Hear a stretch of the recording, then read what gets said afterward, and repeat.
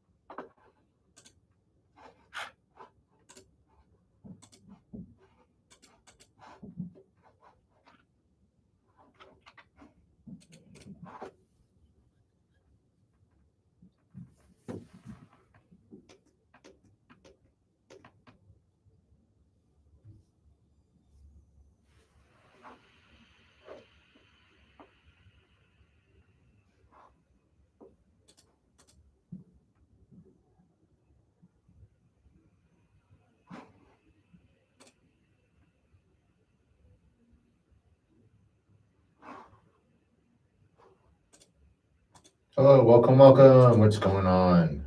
What's up? What's up?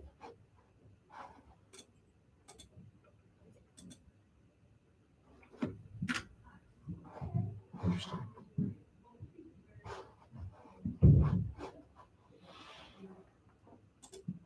New.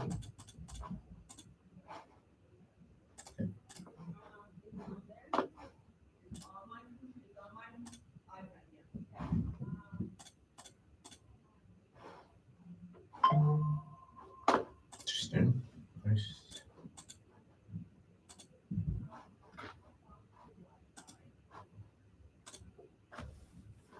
Huh. Who goes there in the crowd? What's going on? This is just a hangout sesh, so I'm not sure who this is, but just hanging out.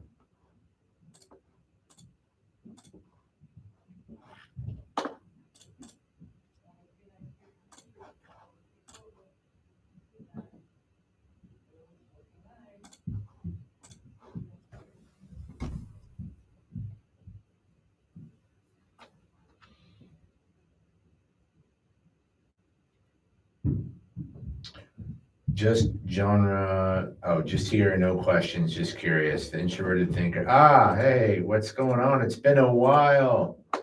How are you doing? I think I remember this face. Is this who I think it is? Yeah. What's going on? I've seen your face around. Uh, so I'm actually interested in collaborating or having a dialogue sometime if you're interested.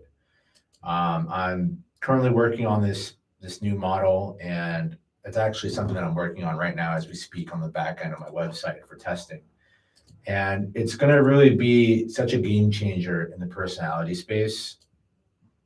I've already committed so much work to this project, and I think there's a lot of milestones to shoot for, but it's just something I'm very excited about. Have like a little community that I'm working on, called Applied Personality Lab. But I'm looking for more collaborators to have more folks try out the assessment, do all the results, OPS 2.0. I don't know what OPS means. OPS 2.0. It's when so PRISM is kind of centered around Jungian principles. It has a lot of socionics as well, but what it's kind of doing is it's like kind of marrying the idea of Jungian philosophy and I don't know who Dave Superpowers is, but essentially in a one-liner, Prism is going to do what conventional typology couldn't do, which is bringing dynamics to real life application, right? Because the whole challenge with like MBTI and Enneagram and Socionics is like on paper you have like these profiles and archetypes, but there's no they can't actually bring these descriptions to life because of these models' fixed nature. The models itself don't actually speak for real world dynamics. And twisted a bit to call it MBTI, but it's like started Socionics. Okay. But it's like you have to twist it a bit to call it MBTI, whatever. Yeah, what I'm making is totally like what Prism is totally different um, from MBTI and Socionics. It still like has a lot of like Jungian like references and it's relatable, but it's eventually it's the first level of stage of its development. So I'm already introducing a lot of dynamics, but what the end result is going to look like is probably something totally unrecognizable. I think I'll still keep like the idea of information elements. I think that will be an integral part still. The dynamic side is probably going to be the next level that everybody's going to really care about. How how we're dynamically just kind of shifting in, everyday life. Yeah. So the overall idea. Hold on, sorry. I'm in the background of like coding. Create PR. Oh, nice. Yeah, so you can go on the website, go to prismpersonality.com. It'll explain it way better than I can right now because my mind is kind of like in the middle of writing some code and trying to work on the scoring mechanisms behind the website. But so essentially, I'm essentially in one new model, I'm solving for a lot of old age problems that typical users have, right? So, when someone takes a personality assessment, usually they only take it once, and there's a strong likelihood because it's typology archetypal typology that they're actually not going to get the right answer or the right core type. And I refer people having core types versus just like having a type. It's kind of like a technical term, but the odds are you won't get your core type because people drift in like one of 3 or 4 different like states, depending on stress, depending on flow, which is like a positive place to be at. You're more resonant of like your core personality. So like we kind of shift into different modes dynamically throughout different situations and experiences throughout life. And for example, if you're depressed, you might be in like a restricted state or a stress state, or there's just all these different states that we can exhibit day to day and in cycles. And when we take assessments and we try to figure out who we are, like what core type and what traits and what to attach to, it's really tough because you don't know where you are when you're taking an assessment. So my assessment accounts for that.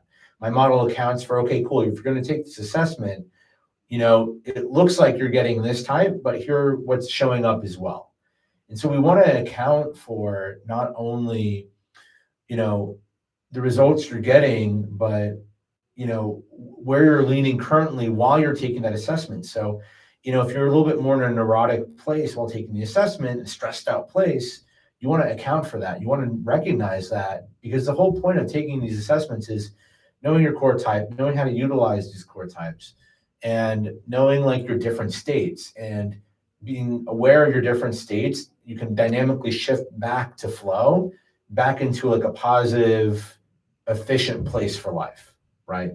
So unlike all these like personality theory, like MBTI and Enneagram and Socionics, I most favor Socionics because it really kind of brings the next level of dimensionality to archetype typology, but it still runs into this issue of staticness, and you have like all these dichotomies and subtype lingo that really don't explain for real life application, and it doesn't really do a great job at solving what people are really looking for. And it's like MBTI doesn't really, it's like if you want to use like this metaphor, right? So there's dynamics and then traits on top of dynamics, which is like the next phase of the development of the model, which is incorporating like trait-based correlations with, not to get really heavy here, but what I essentially want to do is I want to correlate the big 5 and map how the big 5 traits map to each personality type. For example, an LIE or an ENTJ like me, I might be naturally low in neuroticism, naturally low in agreeableness, right? And be more disagreeable. So like I think every type has certain correlations, and it's important to know those correlations. Again, because the whole, I think I'm going to piss off a lot of, a lot of alphas here, or a lot of folks who are more scientific, but I want to actually bring this model to like real world application. I don't want to get stuck in theory land. I want to prove, how we can use this model in everyday life. Right. The challenge with dichotomies is it's trying to solve for like gray areas in the model, but the problem is it really doesn't do that. And I don't really want to go into dichotomies here, but to me, dichotomies is really more just like a band-aid and an upgrade that doesn't really address what these overall models are supposed to do, especially Socionics. Socionics tries to solve for dichotomies, and MBTI is just like a wasteland of undeveloped modeling, unfortunately. So simpler than Rennian dichotomies. Yeah, right. Let's see.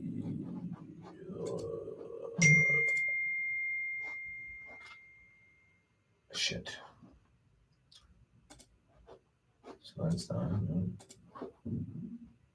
Did I already do this? Okay, so I already merged that.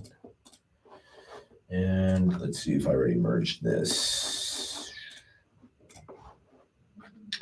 So something interesting, just, for your knowledge, I've already had like 130, well, close to 150 people take the test now. And I did a benchmark study at 100 tests, and we're already starting to see, correlations with like big 5 character traits with certain, like neuroticism.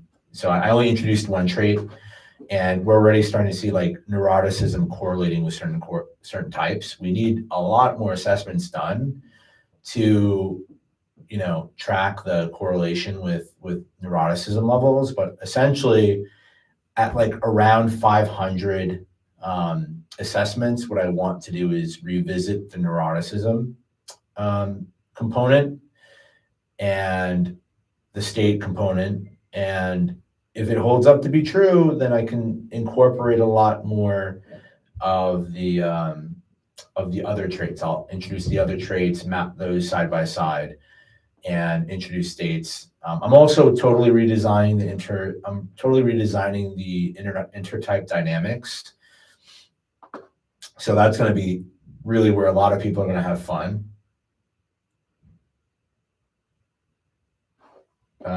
Yeah. So the relational fit, which is also known as intertype dynamics, is also going to get a major upgrade, because when you introduce dynamics and state to dyadic relationships, right, it just becomes more dimensional. So I already have built it. It's not like really, it's a work in progress on the website, but essentially what I'm going to be, one of the missing components that Socionics or MBTI, MBTI doesn't solve for this, but Socionics kind of has like a one-dimensional intertype relations focus. It doesn't really go into detail. It explains for like labeling each relationship, but it doesn't really go into much dimensionality to relations. So my relational fit index is not only going to, show the general scoring for types, but when you introduce the state-based and the trait-based mechanisms, you're going to get a way more granular look at 2 people, their supply and demand and regulation index, right? How people do based off of their natural states they like to go in, and their states, their trait-based, and what that supply demand looks like. So it's going to be really cool, because the challenge that people have in life is there's a supply and demand that between every one of us on a dyadic level, and that equals a regulation or a base score of how you are going to fit with somebody, whether it's a friend, a relationship, a relative. So, all of this is going to also be factored into the relational fit side of things, or also known as intertype relations. So it's really exciting stuff, because like I was doing this for a friend the other day. She just met a guy, and they both took my test, and I was able to give them like a supply demand index for how much that relationship would be at a baseline regulating versus like what work needs to be done. And they got a high score, and I said, this guy's like marriage material, like go for it. So, one of the cool end results of this is like way more intentional relationship mapping, which is like the whole idea of PRISM, right? It's personality regulation information system mapping.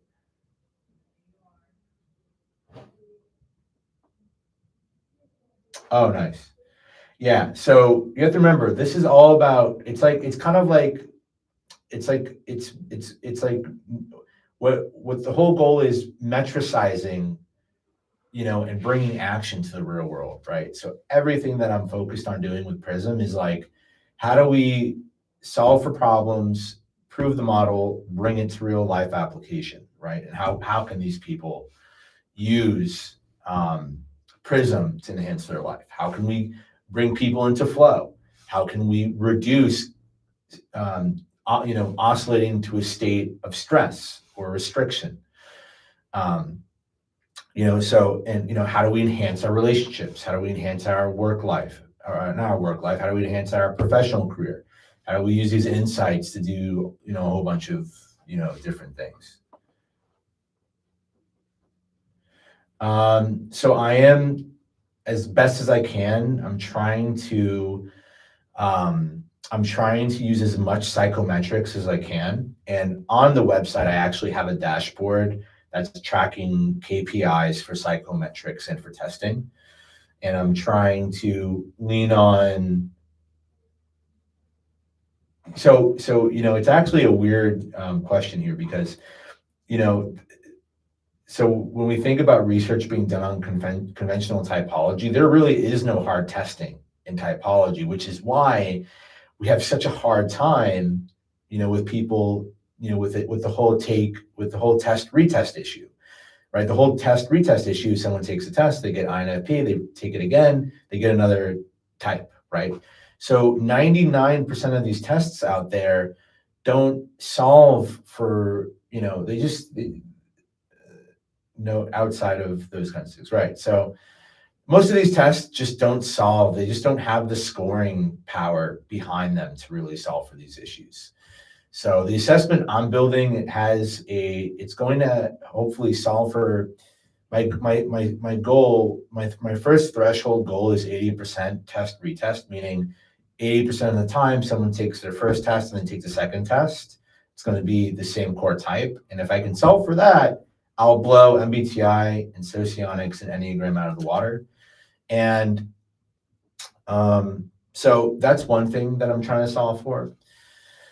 The second thing I'm trying to solve for is, the state-based correlations, the state and trait-based correlations. So if I can solve for those, then I'm essentially blowing out dichotomies out of the water, and I'm solving for accurately tracking core and out of core dynamics, which is going to be really amazing because that's going to be something that people can use in their everyday lives. So there's a lot of cool things that I'm working on. And then the whole relational fit side of the model, which is how you match up and score against all 15 other, core types, and, actionable things to do there, okay, so let's see, summary, remove legacy. Sorry. I get so amped up talking about this, I forget that I'm solving for code.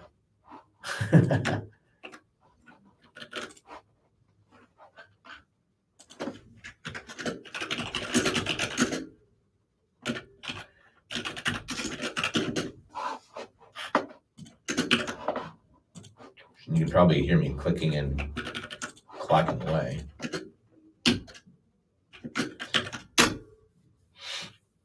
Yeah, I'm super stoked about PRISM because it's really going to bring another. I mean, can I share a screen here? Well, it doesn't really make sense to share a screen. But yeah, it's really going to level some things up.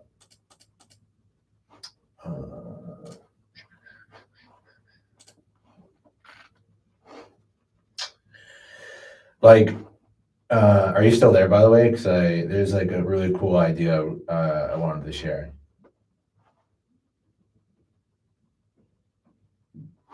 Have you seen PRISM brain mapping? Oh, nice. Hearthstone. I know what Hearthstone is. PRISM brain mapping. Yeah, there's actually quite a few models called PRISM. And I've actually been on their website and I know the work that they're doing. But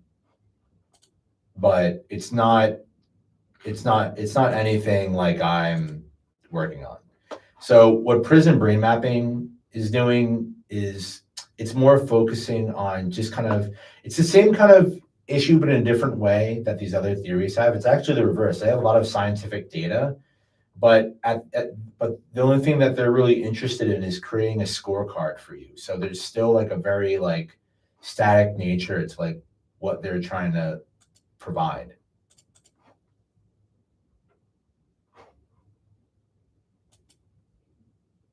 Yeah, so it's,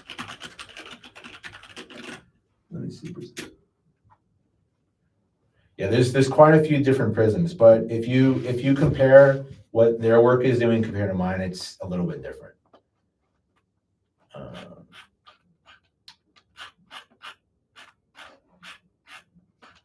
Let's see. No, give me.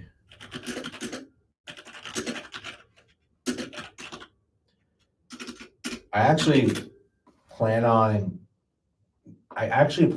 making like an informational on the website about like what's different, like how PRISM is different for the brain mapping, and there's like another PRISM and MBTI. Like I plan on doing these differentiating stuff, but first I want to, get some research underway, get more people to take the assessments, get some baseline, get, what do you call it? Like,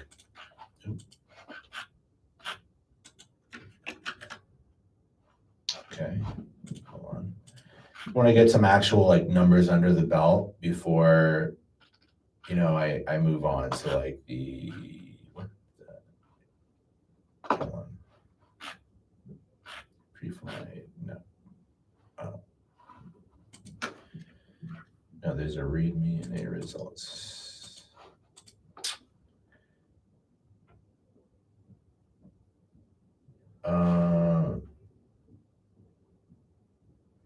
Mainly people you have other maps of. I don't understand the question.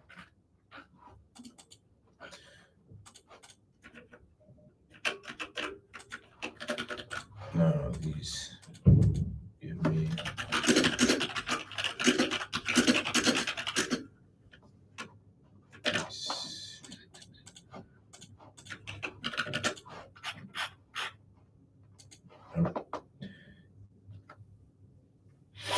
Is the verification process only retesting? No, are you asking like what variables am I tracking? Is that like your question? What KPIs am I tracking generally, or so like here's the biggest thing in any kind of model, like in the personality typology land. So for the verification of the actual profile, there's several things that are going on behind the scenes and generally. So the retesting is really like the first like barrier, right? So generally when you take a test, you have to take it maybe like 30 days apart from one another. So generally the best rule of thumb is, you've taken a really good assessment, or if the model itself really works, is if you take the test first, take it again, it's the same, results, or very, very close in proximity. So that's a very good rule of thumb. And when I tell people, hey, I don't know what my type is, I literally just tell people, look, you got to take that assessment once, wait 30 days, take that same assessment again, wait another 30 days, and maybe take it again just for like, more concrete proofing. But the problem is if you don't take a good test, then like, what good is it, right? That's the problem with most. And so it's kind of annoying to ask that because 90% of those tests out there are just not great. 2 years later, but how does the potato map onto the assessment? Right. So what you're speaking for is variance versus invariance, right? So part of, hold on, part of the research that you have to do is, you have to set up a prototype variation and what is expected, what the expected outcomes are. So there's a two-way street there. So I already have prototype data set up in the background so that when someone takes the assessment, then, let's just say you're an INTP, right? I have in the background what a prototype INTP should look like. And if you score accordingly, you'll get like a fit score that will compare against the prototype, right? So that's the first thing. That's like a very basic level. Now, there are other sides to the grading and scoring, right? So there's the prototype, but then there's also other scoring methodologies, right? Like that's one level. And then there's other levels, right? Like there's like a desirability bias. There's a stress bias, whereas like maybe you're just taking the test in unfavorable circumstances. So there's a stress bias that's baked into mine. Then there's the desirability index. There's a desirability bias that I score for as well, where you might be biased against certain like questions and functions and just types in general. So I also score for desirability bias. Right.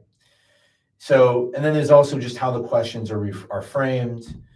And then like the other side to this is like, well, I want to have, based off of all the data that I have that are scoring for or against these prototypes scoring that I made, I want to have to adjust the scoring for real life application, right? So maybe my scoring inputs for INTP are just slightly off and it makes more sense to standardize the numbers in a certain way, so it makes more sense. So there's going to be some fine tuning after a little while of interpreting the data. So once the prototype data is more concrete, then it's going to make everything else like more robust.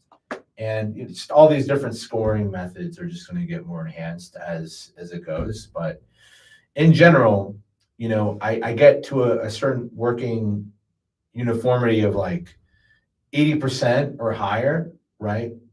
That's going to be really like such like a big difference in the industry, because most models out there, separate from Big Five and Ocean, you can get a very high test retest with Big Five, but everything in MBTI and Enneagram and Socionics is like under 60%. Right. So the goal for me, and my first benchmark is, okay, 80% test retest, and you prove all these other things, and it's only gonna go up from there.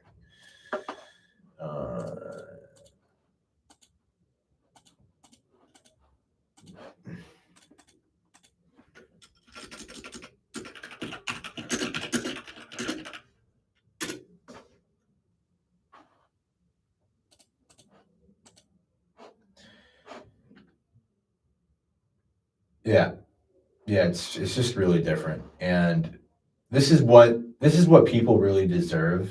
And I've been combing through a lot of Reddit lately, and so far again, and I'm also trying to be super critical. It's not like I'm treating this like I have like my own personal favoritism. Like I have a lot of volition in the model, but I know that I need critical feedback for it to really have the impact that it needs. I'm getting a lot of, not like a lot of bad feedback from like Reddit and like other communities, but yeah, it has to be more approachable. Like the whole MBTI space, the whole personality industry is so vast, and it's just such, the quality is just so low. And if I can penetrate the market with some kind of, fit that people could use, it's gonna like clean up the current, the current market and the whole pop culture MBTI. And because like it's so popular with young people, and that's great, and that's how I got involved. But the problem is, it's just 95 to 98% of the market is just it's just like they're just getting so wound, so down the rabbit hole with things that aren't really as the models follow.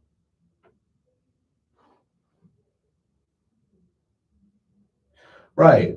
So like something I'm trying to solve for as well, right, is like people are spending money on like the problem right now in the market is people are spending money on very bad products. Very, very terrible products. Like the MBTI Foundation, if you're reading this, sorry, but like like the MBTI Foundation and the Myers-Briggs Company, right? Terrible products.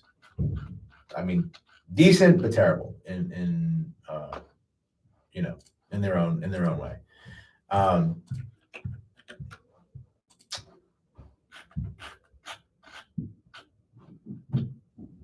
oh, no, here we go. Results. Yeah, the market deserves a better product, in my opinion.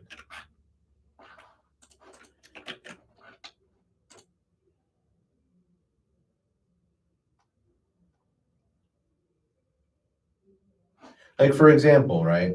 Why, like, I personally don't believe that anybody should be typing one another. It's just when you look at the data and you look at like it's been a whole journey for me to make this assessment and stuff, but when you really look behind the scenes, there's just no way that you can type somebody like person to person. People charging services for that. I understand it, right? And I get it. And you might be able to do an okay job at getting the core type down, but there's just so much variability. Stress the battle type. I don't know what that means. Okay, just merged. Okay. So this is done. Anyway, I forgot what I was saying, but I think everybody should be typed by an assessment, and if the assessment is just like not good, then don't take it.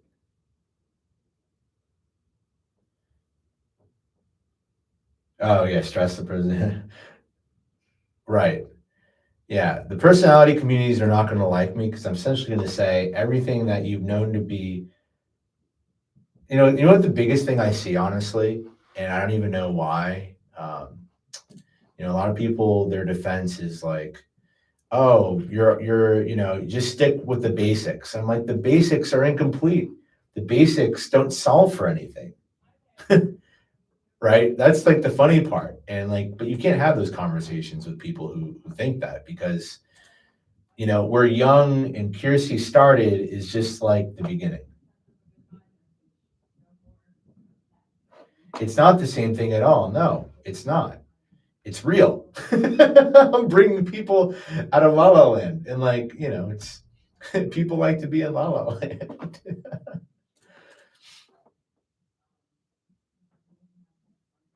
Yeah. Let's see. Read me good. All right. Okay, just completed that. Oh man. Let's see. Okay, so this is done. Yeah, essentially, I want to go at bat, and I want to go against the Myers-Briggs Company, and I want to come for the Myers-Briggs Company. I want to come for Enneagram. I want to come for them all with something that's actually real. And now we more now than ever have the tools to really do it. And I'm just trying to get there first with some really good ideas.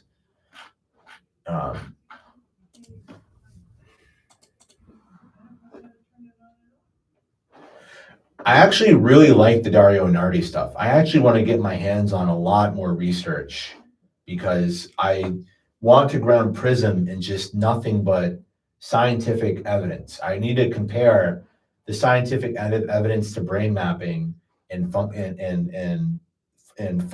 the functional correlations of brain mapping.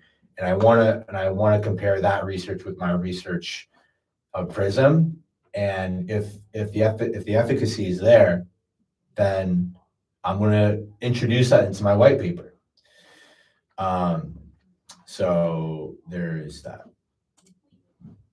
you know.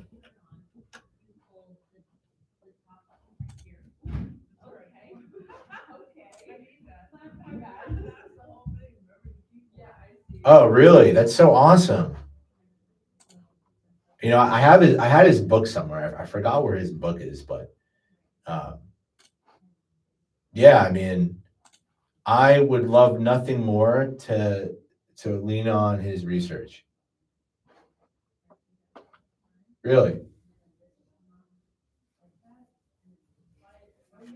Yeah, maybe I'll reach out to him. I don't know where he lives.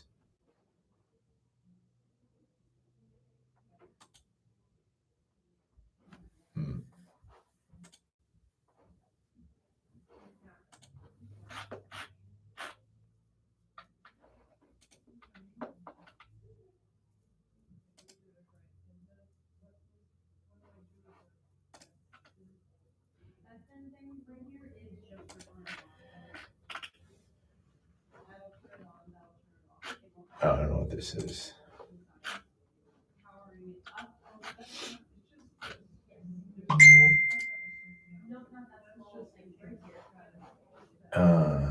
Typically consult. Yeah,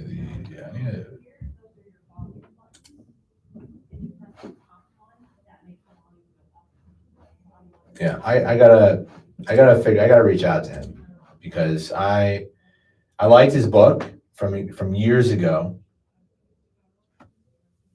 Oh, really?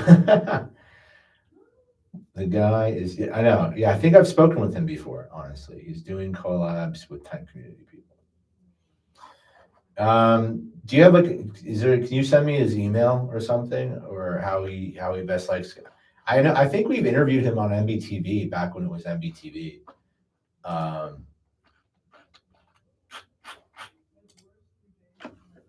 And by the way, I'm more than happy to have collab with you if you want. I'm always down to do collabs and podcast stuff. Let's see. Okay.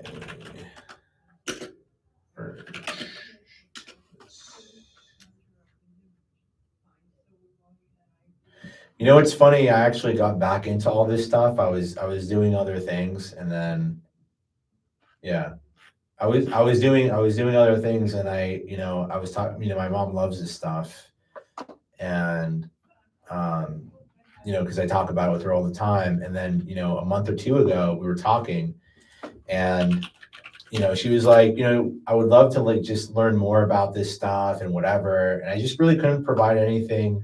Couldn't provide any good books for her. There was no real good website, because my mom's all about, she's an alpha. And I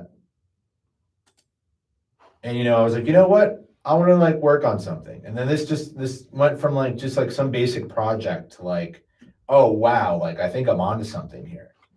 And yeah, it's ever since then, I'm like, all right, ready to go.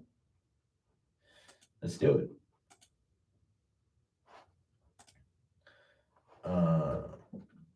Shoot, I need to update this.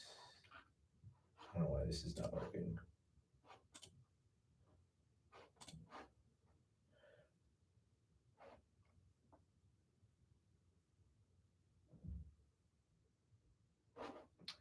I didn't hate gifts deferring. I don't know what you mean by gifts deferring. Oh, gotcha. That sounds familiar. Yeah. I think that actually, let me look that up real quick. Gifts deferring. Yeah, that looks familiar. I never read it, but all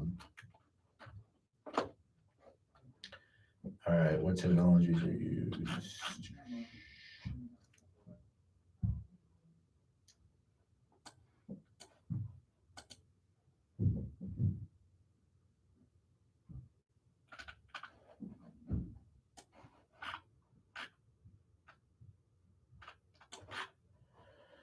Stage.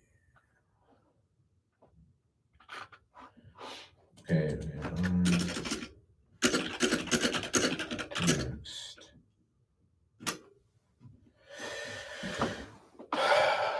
Man. So yeah, let's see. You know what I would really like to do? There's so much there's a lot of potential here, but I think once I get out of this whole beta and I can get past phase two, phase two of the model, iron out some things. Like I would love to create like a coaching app, like a therapy and coaching app, and a maybe even a dating app too, with using PRISM, because the relational fit side of this is so powerful, and there's just so much documentation I haven't released yet on it, but it's just so powerful for people to understand. Just the principle of the supply and demand. Like you can go on the relational fit part of the website and you can check it out a little bit, but it's not ironed out yet at all. But it's going to be so transformative for couples and just that whole side.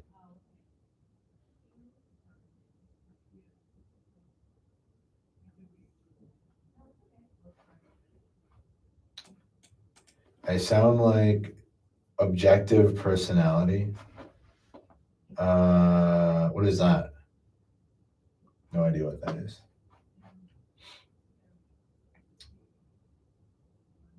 Would look at it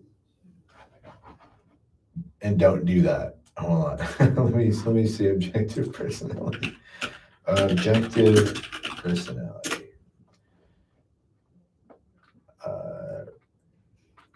OPS, a detailed personality model created by Dave and Shannon Powers, which aims to bypass objective biases by observing consistent behavioral patterns and automatic reactions.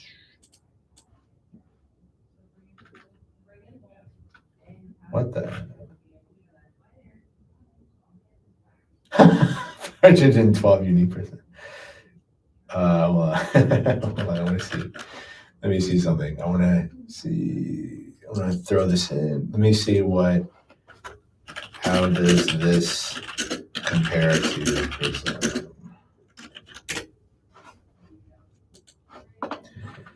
Yeah, I'm looking into it right now. I'm going to tell you right now if this is something I'm building or not. I am doing like an information mapping system of personality, but I'm not sure where this is different and where mine. I'll tell you right now it's different because I have my own AI database of PRISM, so we'll know real quickly.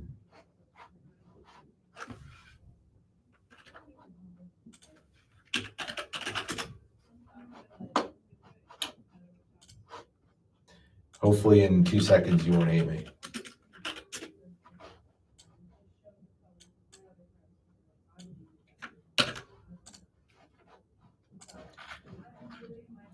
Okay, so run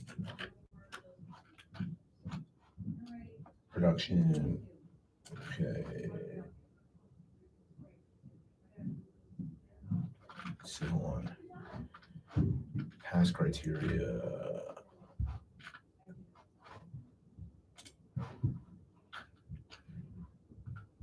Okay, so all right. So OPS, how each no, just how are they different?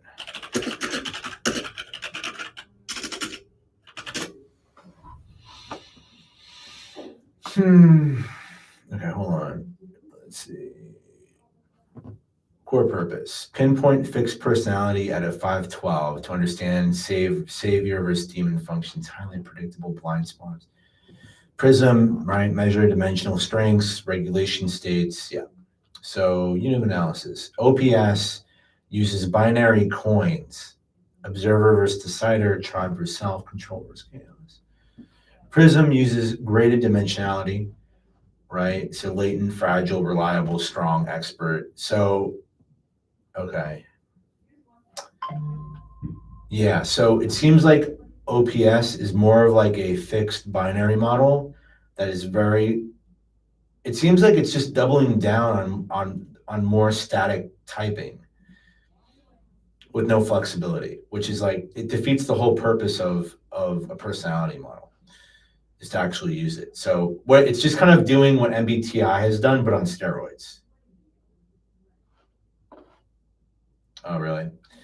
So you have to remember, so PRISM also, I haven't really mentioned this, but PRISM is actually more focused on like, so in Socionics, for example, there's dimensionality, right? But in PRISM, I believe that, and what I'm going to solve for is the dimensionality is flexible. You can grow stronger information elements. They can be weaker, stronger. So not everybody's like the actual prototype. So PRISM is going to speak to the different levels of strength and breadth of dimensionality. So OPS type is stable for life. You may develop demons, but PRISM, your dimensionality profile is relatively stable. Language, savior equals automatic strength, demon, avoided, awkward. Yeah, I know what my disc is. I'm a CD. So OPS, A-type label 10512, a dimensional map. So in short, OPS gives you a precise personality type and a language for your predictable blind spots. PRISM gives you a dimensional dashboard plus playbooks for how to work, lean, and regulate yourself in real time. Yeah. So, yeah, I mean, it doesn't seem like OPS really can provide much for real life application. It sounds like he's just trying to map out just a lot, which is great. I'm doing the same thing, but I'm trying to introduce dynamics. Yeah, I like this. Disc is like CD, and I like disc. Disc is good, and what I also like about disc is it's kind of actionable. So, all right. So, prime shows you get results within and executable. Okay. So you are. Yeah, I don't know about this. I don't really want to give too much attention to it. I don't want to do this OPS guy. I don't want to give too much energy to it. But disc is cool. I like disc. I actually used it in training and developing people.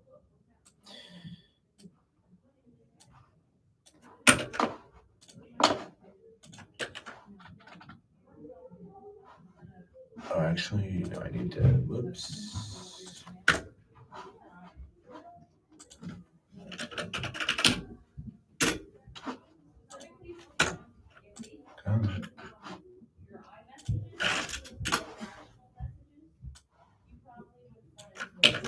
Man, I love this. So nice. Okay, so function. All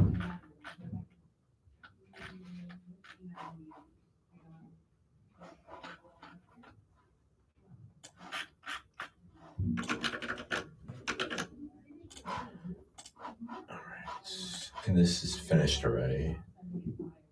Yeah, did you hear what I said about disc? I'm a fan of disc. It's cool.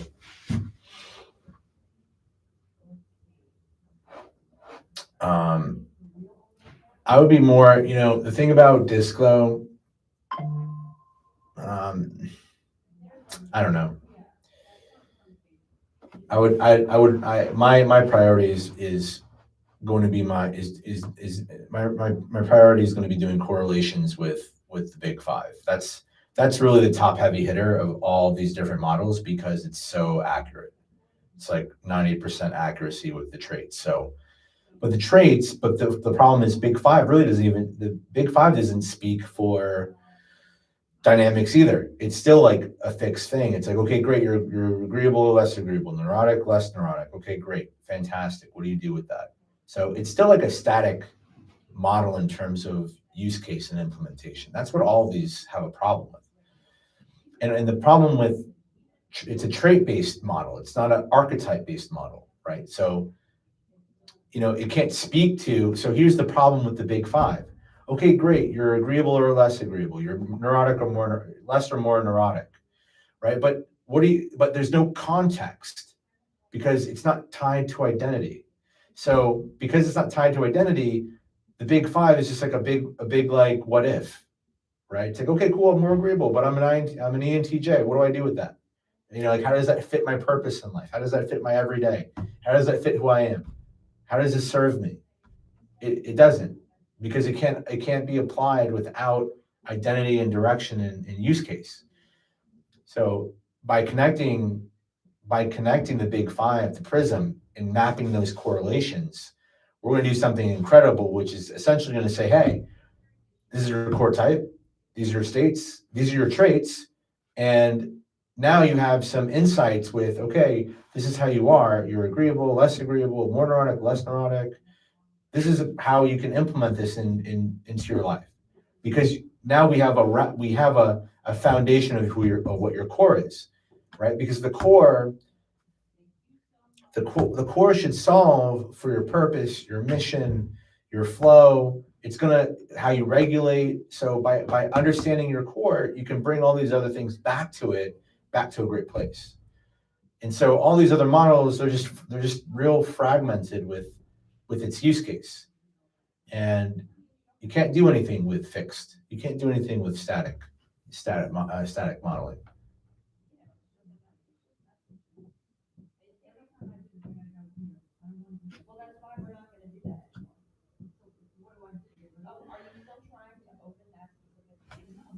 So you're low in conscientiousness, okay? Right. But not see if coworkers do dumb things, then cause me to have. So here's the problem, right? You can be low in conscientiousness, that's fine, but that's not really like speaking to like your why. Why is that happening? So the problem with the Big Five is that it doesn't account for states. So, and your core type. So some types are just going to be low versus high conscientiousness. Some types are going to be low versus higher neurotic. Sometimes it's going to be natural, sometimes it's not. But understanding that why is the whole problem of what I'm trying to solve for. So, if you're low conscientious, right? That could just be how you are. You just might be in a conflicting environment. You might just be pressed and pushed in a way that is going against the grain of who you are. Right? So the problem with there's like two sides of the state, right? The two sides of the state is like, and again, I've only mapped this out only to a certain amount, but there's the stress there's the stress side of state, there's the flow side, and then there's also like how the environment impacts your states too. So if you're someone who's very stressed out all the time in your work environment, guess what? You're not a match to and you're in states that are not in flow, then you're not syncing up to your environment the right way. So your environment can very much bring out the parts of you like this that are, your environment can restrict in what PRISM calls your information elements. You can have your information elements restricted based off of what state you're in. And that state is going to express certain traits, right? Each state, that people have, whether it's a stress state, a flow state, you have certain traits expressed within those states. So you have your core type, you have the different branches of your different states, and then those states, right? Just imagine there's like three here, right? Like 1, 2, 3, right? You're gonna have certain traits that are expressing because there's a demand to be solved for within that certain context, right? So if you're stressed out at work and you're naturally low and conscientious, that's fine. That's just a part of your core state. But if you're showing like a negative fixation,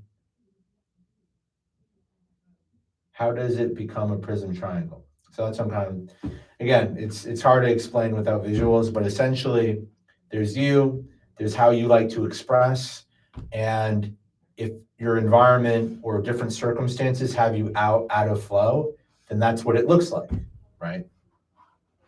Yeah, for example, when I'm stressed out, when I'm depressed or stressed, I go from an extroverted LIE/ENTJ to an introverted, more critical INTJ mask or state. So I look more introverted. I'm just more critical. My pragmatism, my extrovert logic is more restricted, and I'm just like way more like I'm just way less forgiving when it comes to other people. I'm just very like if it's like I have like a very like I have like a common sense filter. If it's not common sense, like I pretty much shoot it down.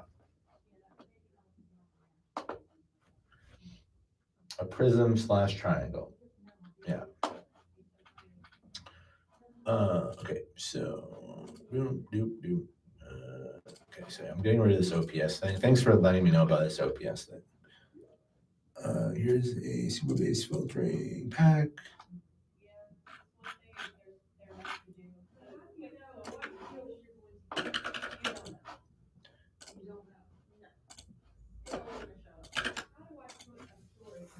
By the way, it would be nice, if you want to support the project, totally would love that. I'm gonna have to run in like 10 minutes, but you want to share your support, help me, iron out details, be as critical as you can. I appreciate all the feedback. We need to be very critical for this to work. So, you're asking all good questions.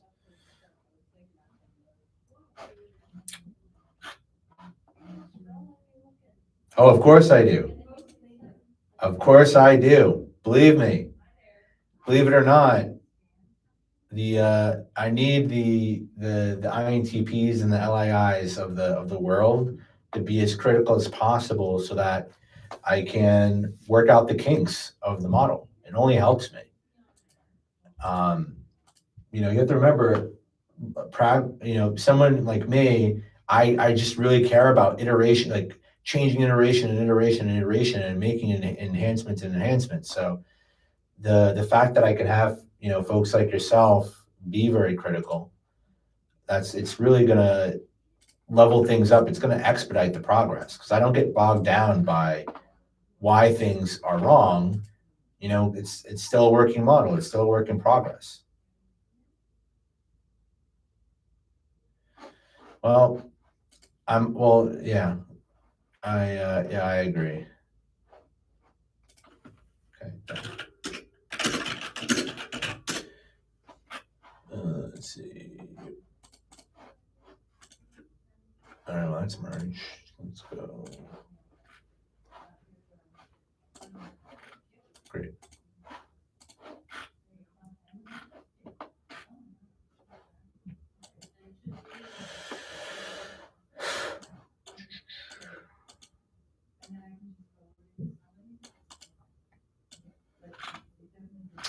You want to hear something funny? I mean, I'm not sure if you'd appreciate this, but yes. I literally, so I'm kind of gradually updating like an AI, like a custom AI GPT for Prism, and I'm literally like kind of as like a test, like I'm literally answering responses on like Reddit communities based off of Prism to see like how it's solving for people's challenges. And yeah, and what's cool is when I give the feedback from Prism to like these type me Reddit channels and like people who want to get typed, and I'm responding, and people are actually like appreciating the responses from Prism, which is pretty cool. So eventually what I'll be doing is when I have enough information, I'm going to be making certain GBTs that are going to be embedded, and people can use them, and it's going to be a really cool thing for what this is. Hidden sauce. Yeah, exactly. So I'm kind of using Reddit as a test playground for AI's actual use, for PRISM's actual use. Not really much for like the actual like GPT itself, because I have to, obviously structure it to be different. But in general, the data is providing pretty good. It's scoring users submitted, like type me, information pretty well. Okay, anything else here?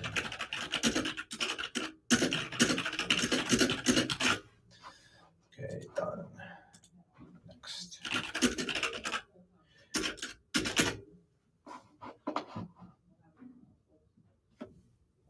Yeah. Well, I'm using like a custom GPT. So I have a custom GPT that is it's given like certain instructions and table sets and data. So and it's so it has its own like scoring mechanism built in. So it literally has most of my most of the data that I have for PRISM. So do you run it in your house?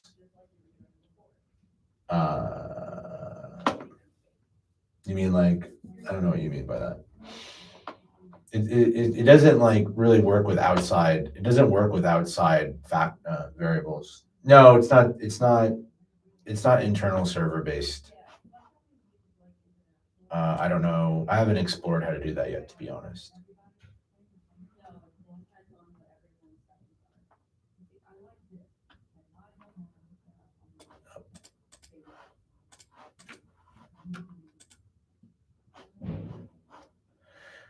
That would be a good idea. I think once things get like really serious, yeah. Once PRISM gets like very serious, then I'll probably like switch.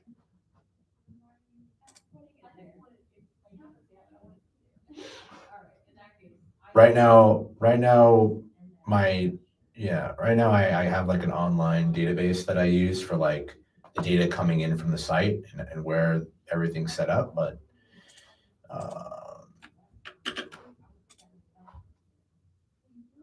create or replace function. Nope. Shit. That didn't work.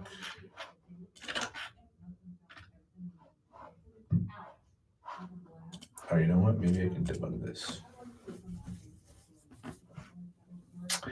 Yeah, this is gonna be a sick project once the kinks are ironed out.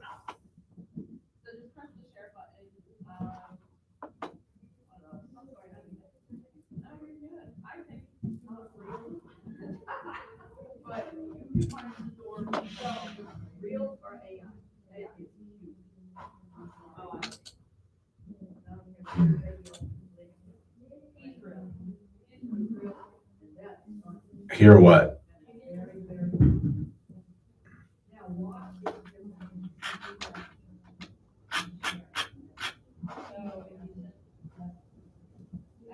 Oh yeah.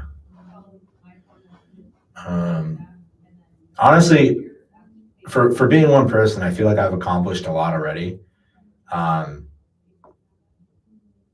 I'm very, very close to, I think once I iron out updating the scoring, the back end in terms of scoring and getting the website cleaned up and, totally functional, once I get, I think 500 to 1,000 assessments completed and in the books, I'll probably work on doing a white paper. Well, at 500 assessments, I plan on at 500 assessments, I plan on introducing all big five traits. Then 1,000, I'll release a white paper on the correlations. And then from there, I'll probably go to market with the assessment and start dominating.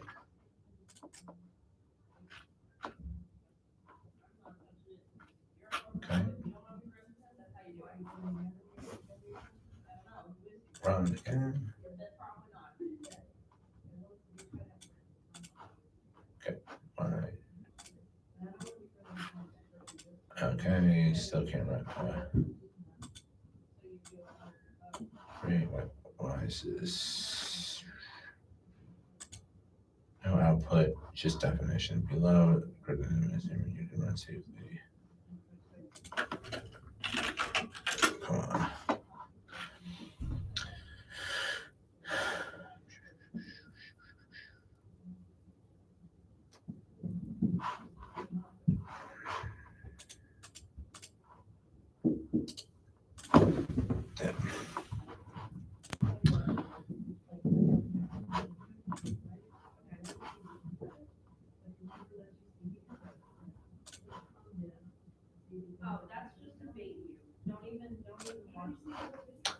I'll know better if I'm into it or not once it's more fleshed out. For now, it's for me too top down to have a clear opinion. Yeah, I appreciate that. I'm hoping very soon that the hypotheses I have are accurate, which I'm already seeing them to be the case, but you just need to do more testing. In general, though, this has just been a really cool and fun project, and I think if it ends up being like a cool, like a very like amazing like thing, then great. Let's see, if not, I'm sure I'll call rotate. Let's see if this works. If not, this has just been a really fun project. It's taught me a lot. It's taught me a lot about what goes into these things. I mean, a lot of this is because I can go really quickly because of AI. I mean, without AI, I can't be 10 people at once. So I attribute a lot of how fast this has been going to, to the tools that are at my disposal. And just the brainstorming capability. I've just done so much brainstorming behind this thing, and it's like, yeah, it's just incredible what we have access to. Okay, done.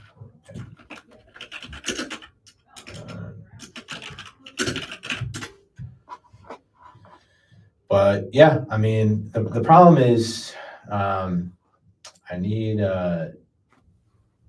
what do you call it? Just need more users to take the assessment. That's all it is right now. Just need to get up to 500 so then I can review and review the data and introduce the next level of things. And yeah, it's turning into quite the project.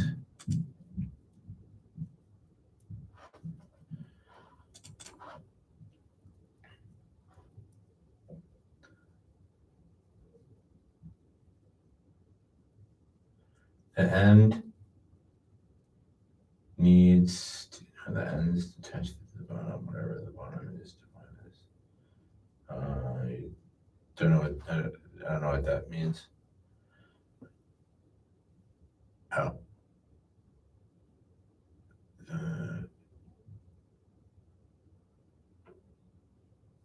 Yeah, that makes sense. Oh, in front end.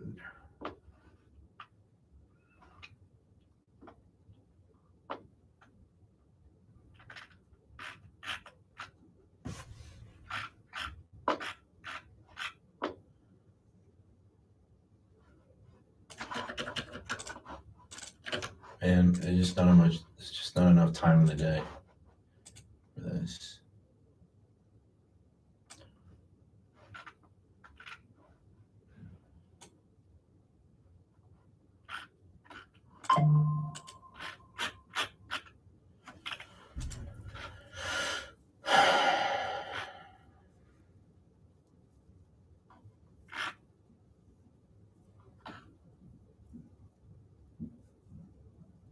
All right, I'm gonna peace out. I appreciate you hanging out for the time. Hope you had some successful runs in Hearthstone.